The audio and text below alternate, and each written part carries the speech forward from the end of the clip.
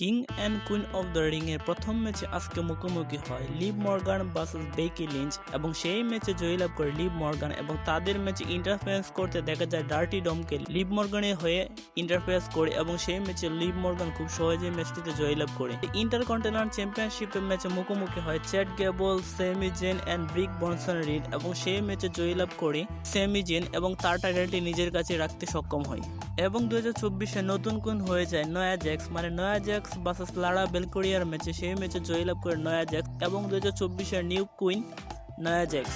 এবং king of the ring টুর্নামেন্টে final ম্যাচে আজ মুখোমুখি হয় রেন্ডি অর্টন ভার্সেস গুন্তার এবং সেই ম্যাচে জয়লাভ করে গুন্তার।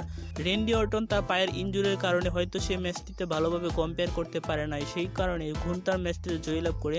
তবে গুন্তার আজকের ম্যাচে খুব ভালো খেলেছে বলতেই সে জয়লাভ করেছে এবং 2024-এর নিউ কিং হতে চলেছে গুন্তার। এবং আজকে মেন ইভেন্টে মুখোমুখি হয় Logan Paul versus Cody Rhodes. Undisputed WWE title ম্যাচে তারা দুইজন মুখোমুখি হয় এবং সেই ম্যাচে জয়লাভ করে কোডি রোড এবং কোডি রোড সেই ম্যাচে খুব ভালোভাবে জয়লাভ করে এবং লগন পলকে খুব সহজেই হারিয়ে দেয়।